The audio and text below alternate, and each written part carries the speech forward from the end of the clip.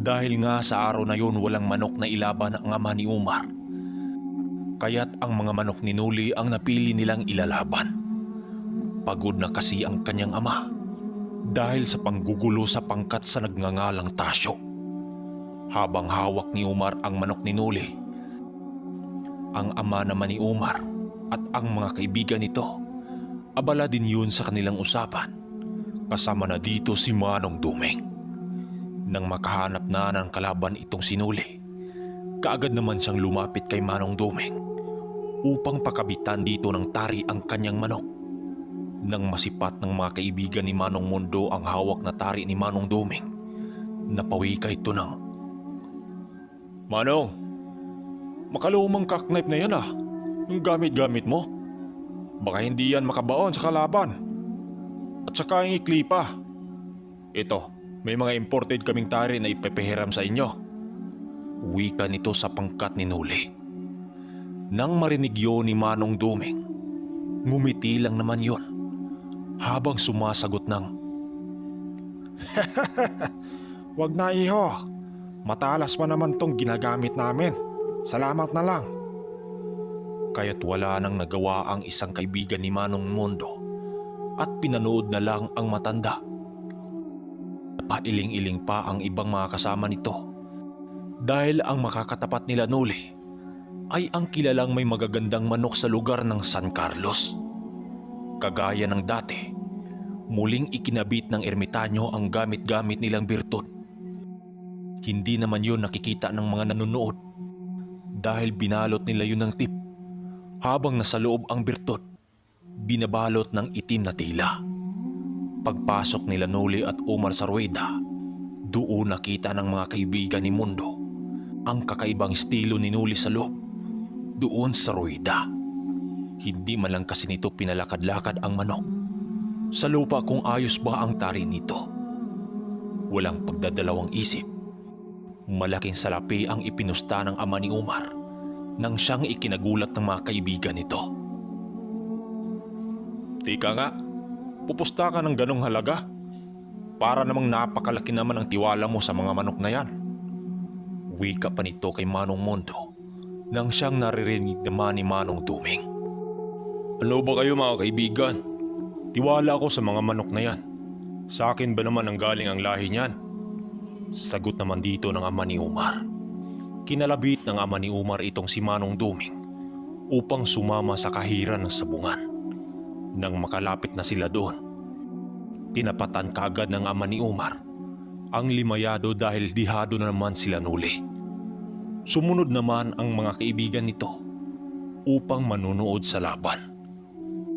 Walang pumusta kahit isa sa mga kaibigan ni Manong Mundo dahil hindi pa naman kilala itong si Nuli doon.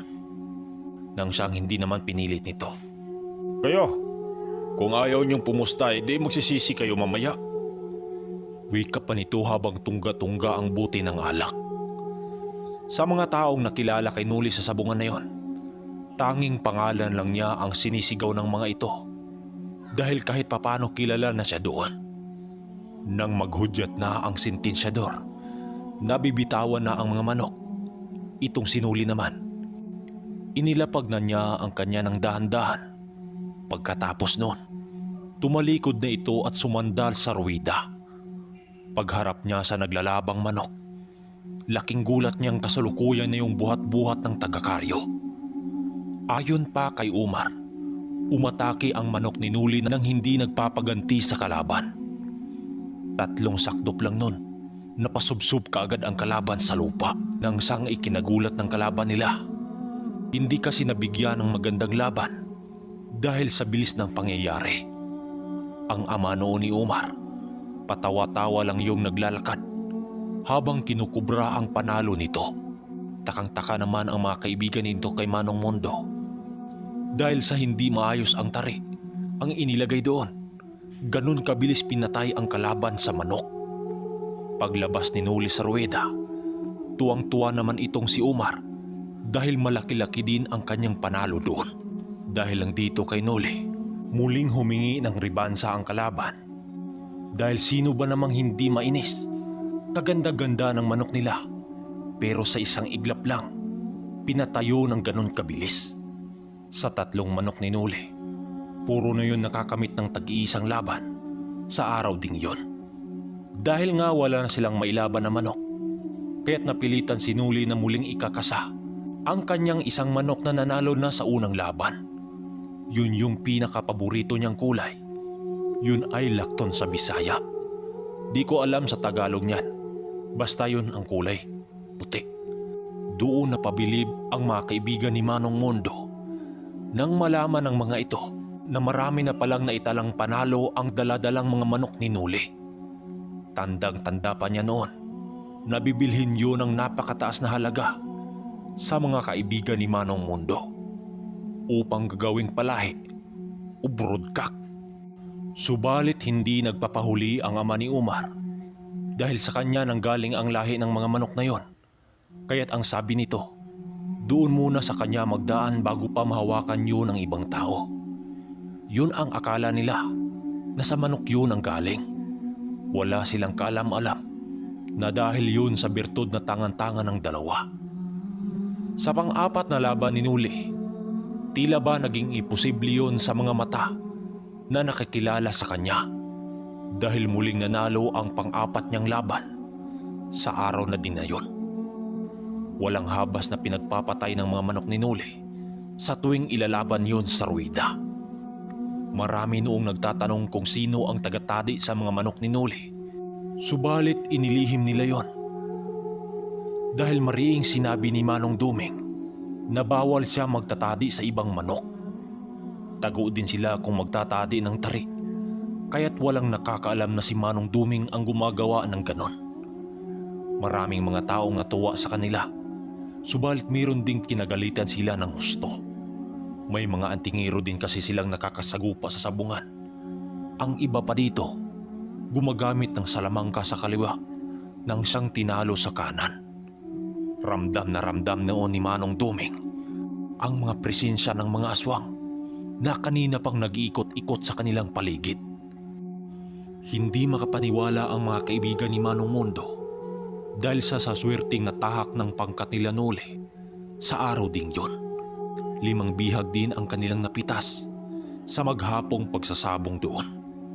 Nang sumapit na ang 4:00 ng hapon, dahan-dahan nang nawala ang ibang mga dayo doon, kung kaya't napagpasyahan na ng pangkat nila Nuli upang uuwi na sa kanilang baryo. Dala-dala ni Nuli ang 5 bihag, habang ang ermitanyo naman nagmamasid lang yon sa paligid na para bang may sinisipat-sipat na mga nilalang sa paligid. Dahil ayon sa kanya, may mga matang nakasunod sa kanilang paglalakad habang sila naglalakad doon. Pagkarating nila sa pamamahay nila Umar, ang 2 nilang bihag ay ibinigay nila sa pamilya nito at ang 3 naman napagpasyahan ni Nuli na dalhin nila yon sa kanilang baryo. Kagaya ng dating nakagawian, puro inuman, kwentuhan, patungkol sa kanilang naging lakad ng araw na yon. Subalit ang ermitanyo, napapansin ni Nuli na hindi na yun mapapakali. May naririnig na rin ang kanilang mga pangkat noon na may parabang may mga huni ng ibon kahit gabing tapat. Nang hindi na maatim ni Manong Duming ang ganong pangyayari, nagpa siya itong lalabas ng bahay upang maglibot-libot sa paligid. Kaya't sinundan ito ni Nuli habang tinatanong ng, "Bakit, Manong? May kakaibang nangyari ba?" Tanong niya rito. Noli, ayaw kong madamay ang pamilya nila Mondo sa gulong na sasangkutan natin. Batid kong tayo ang pakay ng mga nilalang na ito dahil sa ginawa natin sa sabungan. Kausapin mo muna sila, Umar, na mamaya na ako makakalapit sa kanila dahil may gagawin pa ako. Wika ng ermitanyo. Kaya't bumalik na ito si Nuli doon sa kanilang pinag-inuman, habang ang ermitanyo naman gumagawa ito ng ritual at pagbabao ng mga pangontra sa paligid ng bahay nila Mondo.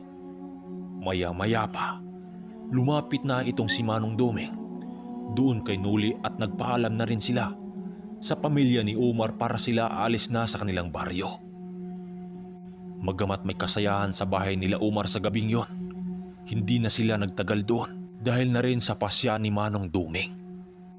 Mondo, Omar, aalis na kami. Pero hayaan nyo, babalik rin kami rito kapag may panahon. Pagpapaalam ng ermitanyo doon. Ihatid pa sana sila sa pamilya ni Leomar dala-dala ang mga kabayo.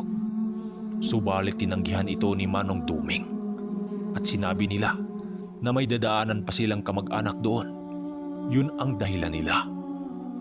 Habang sila'y naglalakad sa medyo may katarika na daanan, papuntang bundok, doon na kinalabutan itong sinuli. Nang makarinig sila ng mga huni sa himpapawid at kasabay ng pagpapagaspas ng mga animoy pakpak ng isang dabuhalang ibon, at kasabay pa nito ang mga pag-angil ng mga nilalang sa paligid nang siyang hindi naman nila nakikita. Manong Duming, ano yung humuhuni sa paligid? Wika niyang may halong takot sa ermitanyo. Nole, maghahanda ka. Tinambangan tayo ng pangkat ni Tasyo. Sabi ko na nga bang may gagawin na kakaiba ang mga demonyong yon. Bahagyang bumagal ang paglalakad ng ermitanyo at rinig niya itong may mga binanggit na mga usal at sabay ihip sa kanyang noo. Nang inilapat ng ermitanyo ang mga palad nito sa kanyang noo, nakaramdam siya ng labis na kaginhawaan sa sarili. Subalit ang naging kapalit nito, nang siyang nagawa niyang makita ang mga nilalang sa paligid, nang siyang labis niyang ikinakatakot dito. Nole, isuot mo ang medalyon na ito. At kahit anong mangyayari, huwag na huwag mo itong ihiwalay sa iyong katawan. May kaharapin tayong digmaan sa gabing ito. Sana'y gabayan tayo ng Panginoon. Wika ng ermitanyo sa kanya. Magamat nanginginig na ang katawan nitong sinuli, pilit niyang pinapakalma ang kanyang sarili. Nang makita niya ang 6 na nilalang na nakaharang sa kanilang dinaraanan. Simula't kabataan kasi niya, hindi pa siya nakakita ng mga aswang na sobrang nakakatakot ang itsura. Kaya't ang kanyang ginawa doon, pumasok siya sa gitna ng bulok na kahoy na may pwedeng pagtaguan sa loob. Habang siya'y nasa loob, rinig niyang nagsalita ang ermitanyo ng, Anong kailangan mo, Tasyo? Bakit ka nakaharang sa daraanan namin? wika ng ermitanyo dito. Nagtatanong ka pa, tanda? Sa ginawa mo sa amin, sinong hindi magagalit sa iyo? Pakilamero ka, tanda. Ngayon mo sasabihing malakas ka. Siguraduhin naming hindi ka na makakabalik sa iyong pinanggalingan. Wika ng isang nilalang na hindi mawari ni Nuli kung pagmumukha ba ito ng tao o mukha ng demonyo. Sabog-sabog ang mga buhok nito at may mga kukong sobrang haba. Naglalaway din yun ng walang tigil na para bang baliw na aso. Ha? Ganun ba? Sige, gagawin niyo ang balak niyo. Pero wag niyo kong sisihin kung ano ang mangyayari sa inyo. Sagot naman ng ermitanyo sa mga nilalang. Maya-maya pa, mas lalong natakot itong sinuli. Nang masipat niya ang mga nilalang doon sa harap ng pangkat ni Tasyo, na hindi mawari niya kung mga aso ba ito dahil maikli ang mga paa nito sa harapan. Kulay itim ang mga balat nito at mayroong mga matang nanlilisik. Wala na. Tanggap na ni Nuli ang kanyang kapalaran kung mamamatay man siya sa oras na yon. Nang makita ng ermitanyo ang mga nilalang na yon, napawi kayo ng, Aba, may mga sigbin din pala kayong dala-dala. akala talaga ni Nuli noon ay katapusan na niya. Dahil kapag natalo ang ermitanyo, matik, mamamatay din siya. Subalit hindi ganon ang nangyari. Kahit marami ang bilang ng pangkat ni Tasyo, nakuha pa nitong si Manong Duming na magsisindi ng tabako sa harapan ng mga nilalang. Nang ginawa yun ng ermitanyo, mas lalong nanggigil sa galit ang mga nilalang na para bang handa na itong kitilan ng buhay si Manong Duming. Nole, huwag kang gagalaw dyan. Baka maamoy ka nila. Wika nito habang nakaharap sa kanya. Dahil nga nakaharap sa kanya itong si Manong Duming, sinasamantala naman ito ng pangkat ni Tasyo upang sunggaban ang ermitanyong nakatalikod. Sisigaw pa sana siya dahil papalapit na sa ermitanyo ang isang aswang na sobrang nakapanghina ang hitsura nito. Nang tatama na ang kuko nito sa likod ng ermitanyo, laking gulat ng nilalang nang biglang humarap itong si Manong Duming sabay dakip sa liig ni Tasyo. Ano, Tasyo? Nagulat ka ba? Sinasabi ko sa'yo, siguraduhin mong mapatay mo ko. Dahil kapag hindi, ipapakain kita sa alaga ko. Wika ng ermitanyo habang hawak-hawak ang liig ni Tasyo na isang aswang. Nang makita iyon ng mga kasamahan ni Tasyo, walang pagdadalawang isip din yung sumugod upang tulungan ang kanilang pinuno. Nang magpupumiglas itong si Tasyo sa pagkakahawak ng ermitanyo, nagsisialulungan ang mga sigbi nitong alaga at sumugod yun sa kinaroroonan ng ermitanyong si Duming. Sa pagtama ng mga ito sa katawan ni Manong Duming, tila ba bato ang katawan ng ermitanyo dahil hindi man lang ito nagalusan. Maya-maya pa, ikinumpas ng ermitanyo ang kabilang kamay nito sa ere nang biglang lumitaw sa mga kamay nito ang isang nagliliwanag na baston at sa dulo nito may isang trabongkong nagliliyab ng apoy. Animoy baliw ang aswang na dakip ng ermitanyo dahil wala yung tigil na nagsisigaw at nagmamakawa ito sa ermitanyo upang siya'y pakawalan. Subalit hindi ito pinakinggan ng matanda. Anong maawa? Bakit kayo at ang pangkat mo naawa ba kayo sa mga nagmamanok na pinerwisyo nyo? Ngayon, matitigil na rin ang kasamaan mo dahil gagawin kitang lumpo. Wika ng ermitanyo dito. Ang mga kasangga nitong kanina ay nagpaikot-ikot sa ermitanyo. Tuluyan na yung lumayo dahil sa init ng presensyang nadama ng mga ito doon sa ermitanyo. Sige, bubuhayin kita. Pero sa isang kondisyon. Dudurugin ko muna ang birtod na nakapaloob sa katawan mo para hindi ka na makagawa ng kabulustugan sa bayan. Hindi nyo ba alam na maraming galit sa'yo? Malas mo lang, demonyo. Ako pa ang tinatambangan mo. Wika dito ng ermitanyong may paninindak.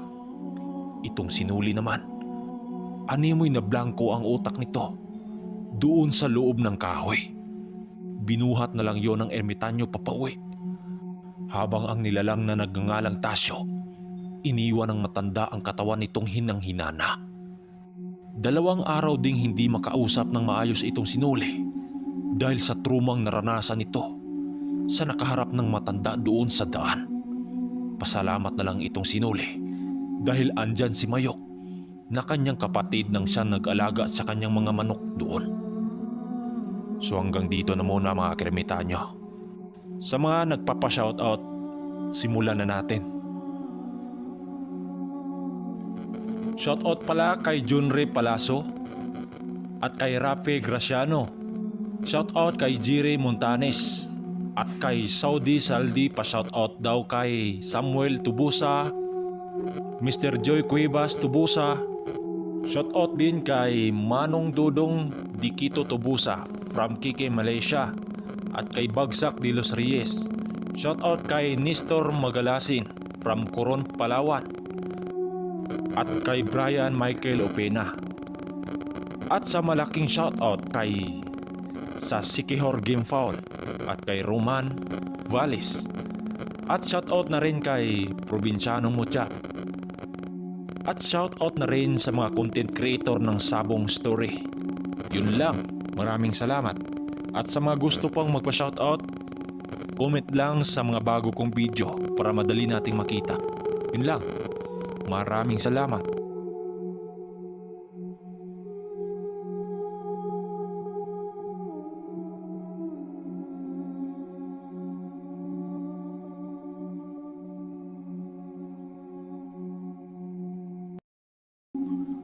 Lumipas ang pangatlong araw. Doon na bumalik ang gana nitong sinuli. Halos 3 araw din siyang nilagnat dahil sa kanilang nakaengkwentro sa daan na pangkat ng mga aswang. Hindi ko na lang banggitin ang lahi na ito dahil pinaniniwalaan ng taga sa amin na pag sa hanggang ngayon, buhay pa ang lahi na ito. Hindi naman nag-aalala ang kanyang mga magulang dahil ang akala ng mga ito, simpleng lagnat lang yon. May tumubo na rin sa kanyang katawan na mga bukol-bukol subalit sisiw lang yon sa ermitanyo upang gamutin. Manong, may mga bukol-bukol ako sa likod eh. Hindi kayo nabarang ako? Wika niyang nag-alala kay Manong Duming. Normal lang yan sa isang tao kapag dumaan ito sa tinding gulat. Ano, nakita ka na ba ng tunay na aswang? Pangising-ising wika ng ermitanyo. Makalipas ang ilang buwan, parati pa rin silang dumayo sa iba't ibang lugar upang makidalo sa sabungan. Wala pa rin pinagbabago ang takbo ng swerte nitong sinuli dahil bawat sa lugar na kanilang makakasagupang mga sabungero, tinalo nila yon dahil sa kanilang gamit-gamit na birtud. Kaya't hindi kalaunan, naging kilala na itong sinuli sa kanilang baryo o maging sa labas ng bayan na may mga bunggaitang lahi ng manok. Yun kasi ang tawag sa kanya doon. Dahil sa bawat manok na kanyang inilaban sa sabungan, hindi talaga yun pumaltos at puro pag-uwi niya ay palaging panalo. Dahil sa kanyang gamit na yon, natupad din niya ang kanyang pangarap na maging isang breeder ng mga manok panabong. Kaya't ang dati niyang backyard na manukan, nalipasan lang ng 1 taon, nagawa niya yung naparami sa 2 hektarya na puro may mga tandang na nakatali dito. Partida, bukod pa dito ang mga inahin at mga sisiw. Ang dating tinatawag na mga taong hampas lupa at pariwara ay unti-unting umangat sa buhay. Simula nang nakasugupa ng ermitanyo ang nagangalang Tasyo, tila ba naging palaisipan naman kila Umar dahil hindi na muling nagpaparamdam ang taong yon. At doon na kumpirma ni Noli na talagang si Tasyo nga ang nakalaban ng ermitanyong Duming. Dahil sa sasalaysay ni Umar, paminsan-minsan, bumababa naman ang ermitanyo ng bundok upang bumisita sa kanya. Pero paminsan-minsan, kapag hindi nakadalaw sa kanya ang ermitanyo, siya na ang aakyat ng bundok at nagdadala ng alak. Masaya naman silang nagkwentuhan doon habang umiinom ng alak. Hanggang sa isang araw, sinubok na naman ang kakayahan nitong sinuli. Hanggang sa isang gabi, mayroong bumisita sa kanya habang nagpahinga siya sa labas. Nasipat niya ang kaibigan niyang si Guyo. Kasama nito ang kaibigan ding nagnangalang Leroy. Nang masipat siya nitong nakasakay sa isang duyan, lumapit yun sa kanya. Par, may ginagawa ka ba? Bungad nito sa kanya ng tanong. Wala naman par, bakit? Sagot naman niya rito. O nga pala, may dala kaming alak ni Leroy. Balak sana naming iyain kang uminom eh. At saka may sasabihin kami sa'yo. Wika ni Guyo sa kanya. Kayo talaga oh, ano na naman yan? Sagot naman niya rito. Nang mag-inuman na sila, may sinabi sa kanya ang kaibigan niyang si Guyo at si Leroy. Noli, may malaking pasabong bukas sa bayan. At hindi lang yan, may patrikak derby pa. Bukas, ano, sama ka sa amin? Nang marinig ito ni Noli, sinagot naman niya ito ng, derby?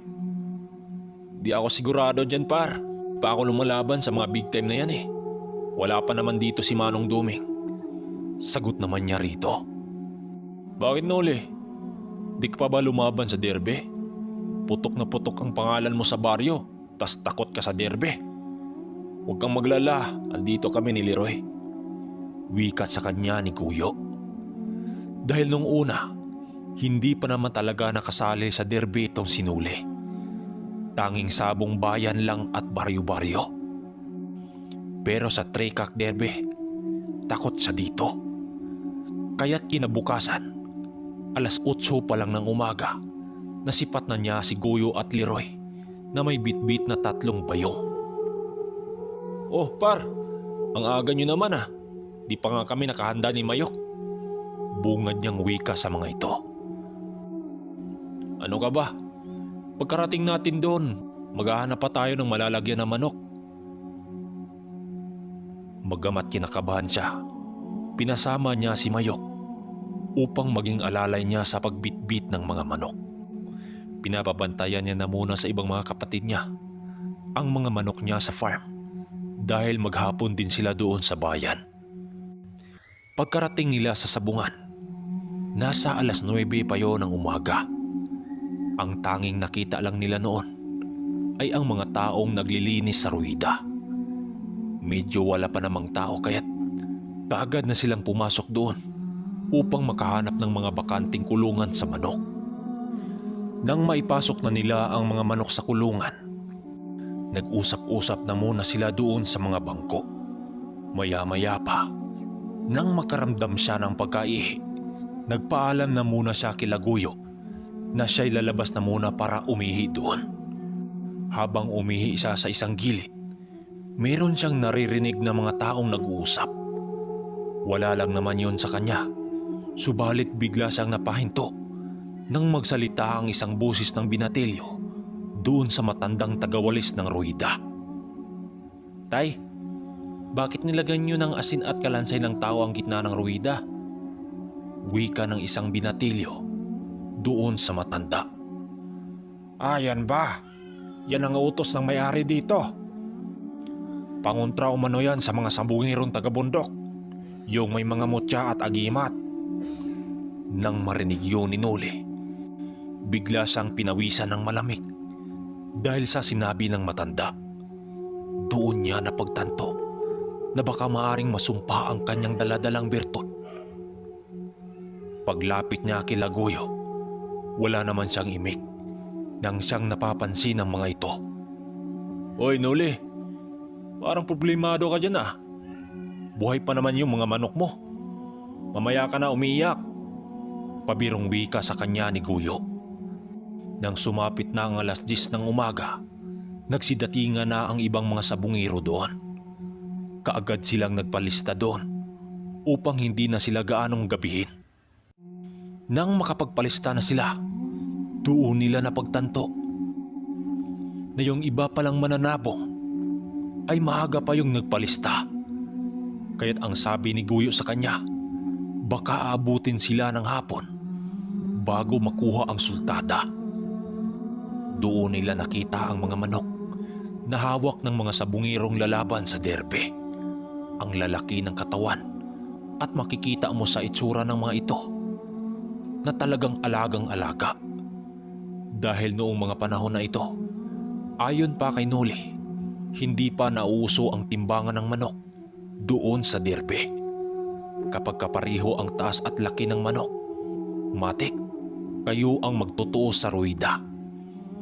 Nang alam na ni Noli kung sino ang magiging katapat nila, bigla naman siyang nanlamig. Nang sinabihan siya ni Goyo dito ng, sanay ka na bang magtati ng bulang? Ayos-ayusin mo. Hindi biro ang makakatapat mo. Dayo pa nang galing Cebu ang katapat mo. Nang marinig yun ni Noli, tahimik naman siyang nag-isip sa mga itinuro ni Manong Duming noong kasama pa niya ito sa mga laban. Basta't sinunod mo lang ang mga pinagbabawal ko, Noli. Wala kang ikakatakot dito. Alaala niya doon sa matanda. Ibinilin din kasi ng matanda nung huli silang nagkita na huwag siyang lalaban kapag pumatak na ang alas 6 ng hapon. Ayon dito, lilisan ang gabay ng birtod na yon kapag papatak na ang gabi. Nagsimula na ang mga sultada. Maigi niyang pinanood ang laban dahil kadalasan sa mga taong dumalo doon ay mga hasyendierong negosyante. Labanan yon ng mga big time Aliw na aliw silang lahat dahil mga mahusay ang mga manok doong inilaban. Talagang kapag magsangkaan yon, parang isang buwig na nyog na lalaglag ang tunog ng mga ito. Hanggang sa inabisuhan na sinuli na sila na ang kasunod. Sa una nilang sultada, 2:00 na yun ng hapon. Grabing kaba ang kanyang nararamdaman dahil bukod sa pressure, siya din ang magkakabit ng tari. Par, sigurado ka bang ikaw ang magtatari niyan? Andito naman si Leroy ah. Tanong ni Guyo sa kanya. Hindi par, kaya ko na to. Ginagawa ko naman to noon eh. Wika niya dito na hindi nagpahalatang kinabahan. Kaagad niyang dinukot ang tangan-tangan niyang gamit at isinali sa pagtali ng sinulid sa tari. Alam niyo na kung anong oring gamit yon. Nang matapos na nilang makabitan ang manok, sakto namang sila na ang kasunod. Kung pamilyar kayo sa derby, halos ang papasok doon, merong dalang 2 manok. Ang isa dito, yun ang ilalaban. Yung isa naman, yun ang pampatapang. Pero sinuli, ang tanging dala lang niyang manok ay yung ilalaban lang niya sa ruwida. Maraming nagtanong sa kanya doon sa loob kung una ba niyang lumaban sa derby. Galawang inosente kasi. At ang ipinagtaka sa kanya ng mga namumusta, kadalasan sa mga manok bago bitawan ay palakad-lakarin na muna ang manok sa lupa. Pero yung sa kanya, hindi niya ginawa. Nasita pa siya noon ng taga-karyo dahil sa kanyang estilo. Kaya't ang nangyari, naging dihado sila nuli at napapanig pa sa wala. O kung sa Bisaya, biyak. Ang tanging sinisigaw ng mga tao sa paligid ay ang katagang meron. Hindi na sana matuloy ang laban dahil sa laki ng agwat ng pusta sa kalaban. Napilitan na rin sila Guyo at Leroy na pumusta upang matumbasan ang kabilang panig. Subalit kulang pa rin ang lahat. Nang makasipat itong sinuli sa labas ng ruweda na 3 lalaki na kumakaway-kaway sa kanya. Nang makita niya yon, kaagad naman niya yung namukhaan at yun ay ang mga kaibigan ni Manong Mundo. Yun yung mga big time breeder na napadpad din pala. Kaagad yung umikot sa ruweda habang papatakbo sa kanya. Tinapala ng pera ang wala, kaya't natumbasan ng mga ito ang kulang na pusta sa kanila. Nagwika pa sa kanya ang isa dito ng, "Largan uli! Tuloy ang laban! Tiwala kami sa'yo!" Wika nito nang siyang nagdagdag sa kanya ng kaba. Dahil papanong matalo siya, siya ang babalikan ng mga yon. Kahit magkaganon pa man, ikinalma niya ang kanyang sarili upang hindi mapaghalata ang kinabahan. Nang pagbitaw niya sa manok, narinig pa niya si Guyong nagsalita ng, "Par, steady lang ha." Paglapag ng 2 manok, kaagad lumapit ang kalaban dahil malayuan ang distansya nito. Doon nagtatatalon-talon ang nagngangalang Lucio. Nang magpakawala ng sobrang bilis na atake, ang manok ni Nuli na ugis. Yun yung white hackle niyang manok. Animoy guma ang mga paa nito dahil sa sobrang galaw. Doon pa naghiyawan ang mga tao.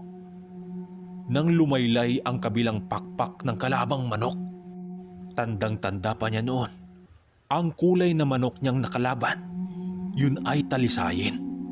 Bulaslas ang gilid ng manok sa kalaban nang siyang ikinamatay nito nang mabilisan. Hindi nakaimik ang mga taong pumanig sa kalaban dahil sa kakahiyang nangyari. Kaagad itinaas ng taga-karyo ang manok ni Noli at nakalista doon ang unang panalo nila. Gulat na gulat sa kanya ang mga kaibigan ni Manong Mondo dahil napadpad itong sinuli sa derbihan. Kagaya ng dati, walang tinamong sugat ang kanyang manok nang imposible namang nangyari. Kadalasan kasi sa derbihan, may nanalo nga doon pero nagtamo yun ng malalaking sugat. Tuwang-tuwa naman sa kanya si Guyo dahil hindi pa sila nakalaban, panalo na kaagad.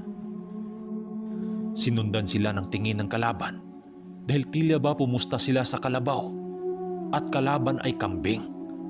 Napakalaki kasi ng kalaban at solido ang katawan nito.